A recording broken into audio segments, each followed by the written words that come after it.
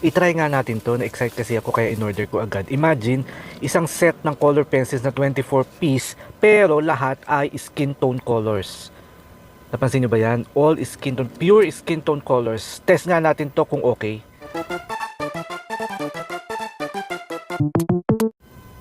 Ito siya, no? 24 piece ng all pure skin tone colors. Imagine, this is the Crayola Colors of the World colored pencils. Alam niyo naman, di ba, kung napanood niyo yung mga dati kong tutorial, ay isa sa mga favorite kong kids grade na colored pencil ay ang Crayola. So, i-test natin itong kanilang set na Colors of the World na pure skin tone. So, lahat skin tone yung mga colors. Ipapakita ko sa inyo kung ano yung mga colors niya. Ito, makikita nyo dito. Magsa-swatching tayo para makita nyo na talagang pure 100% skin tone colors sa 24 piece. So, maliit lang yung set, pero puro skin tone. Unlike yung 24 set na regular colored pencils, may mga blue, may mga green, may mga red. So, ito lahat skin tone. So, ito yung kanya mga colors, ano. Magbibigay tayo ng swatches, ipapakita ko sa inyo. Meron tayong extra deep, ano ba yan? Extra deep rose, deepest almond, extra deep almond, very deep almond. So, ayan siya. So, napanood nyo ba yung mga dati ko pang portraits using Crayola? At isa nga talagang sinasabi ko na kung meron mang isang colored pencils na hindi artist quality, actually kids grade nga yung Crayola sa Amerika. So even here in the Philippines, pero talagang gusto ko siya. Gusto ko yung Crayola compared sa ibang mga kids grade colored pencils. Parang feeling ko nasa taas si Crayola kasi maganda yung pigments niya for a low quality or a low parang grade na colored pencil. So ito nga, naglabas pa sila. Imagine mo, nagustuhan ko na nga yung kanilang regular set. Naglabas pa sila nitong all skin tone set na 24 piece yung nabili ko. Hindi ko alam kung may mas malaki pang set dito, pero ang binili ko yung 24 kasi sobrang dami na nga yung 24, di ba? Isipin mo 24 piece na all skin tone. Okay? So feeling ko dito, kailangan mo pa rin naman yung regular set, yung merong mga bright colors, mga blue, mga green, para mas kumpleto. Pero imagine mo, ang set na ito ay, nakikita nyo ba? Sobrang ganda, ang daming talagang mga earth tones, mga skin colors, mga pale colors, no? At wala siya yung mga bright colors. So imagine having a set of colored pencils, although hindi siya artist quality, pero just imagine having this set of all skin tone colors. Meron pa siyang parang pink or pinkish color, pero hindi talaga siya pink. Ano ba siya? Light medium rose. Light medium rose kasi meron tayong medium almond. Ito light rose. So imagine having these colored pencils, di ba nakaka-excite siyang gamitin sa skin tone kahit na siya ay masasabi natin na Crayola kasi is parang very very underrated brand ng colored pencils here in the Philippines. Pero sa Amerika, sa US, mas popular talaga ito. May mga alam nga akong mga artist talaga na mga professional artists na talagang gumagamit din ng Crayola sa kanilang mga portraits, sa mga art pieces nila na mga fan arts, ganyan. Kasi maganda din talaga si Crayola as a very cheap and parang hindi artist grade na colored pencil. So ito yung 24 colors, nakikita nyo ba?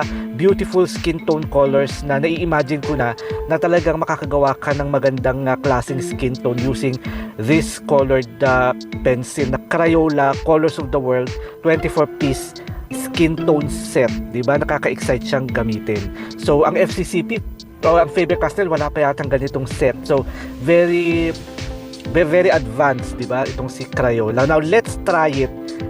Itong pure 24 piece na ito sa ating actual skin tone. So, dito, let's try it here sa nose. Ano, gagawa tayo ng parang freehand na nose using this color pencil. So, ito parang, aside from tinatry natin itong set na to ng Crayola na pure skin tone na nakaka-excite talaga, nakakatuwa, ay makikita rin natin on actual drawing. So, panuurin nyo, i-apply ko lahat ng mga pakita ko sa inyong techniques pagdating sa colored pencils, lalong-lalo na sa mga ganitong klase na mga kids grade colored pencils. So, I'm using here the heavyweight drawing sketch pad ng Strathmore. So, medium surface siya para may kakapitan yung color pencil. So, same process. Okay? So, same process. So, parang tutorial na rin ito, no, sa inyo, lalong-lalo na sa mga beginners. Dapat matulis.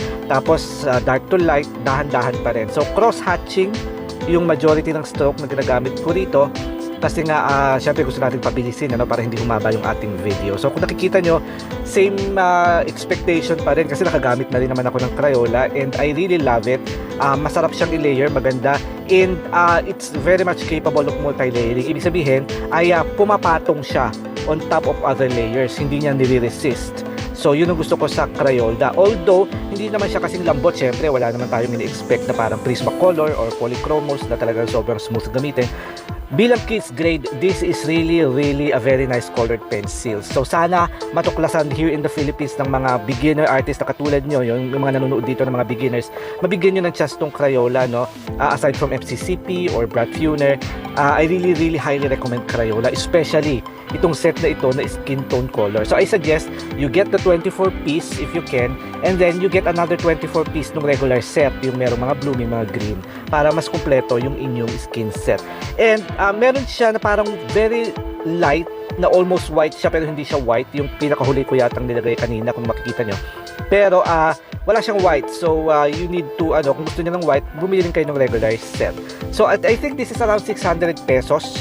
So mas mahal siya, pero kung titignan mo, having all these skin tone colors concentrated in one set ng 24 piece ay talagang sobrang mura na nun, di ba? Kasi pure, imagine mo, talaga mind-blowing, I really love that Crayola think about having this kind of sets of colored pencils na alam ko, di ba, sa mga artists, sa mga colored pencils o kahit sa anong medium, talagang nakakatuwa na meron tayong skin set. So ito, all skin tone, beautiful. Nakita nyo ba yung nagawa niya?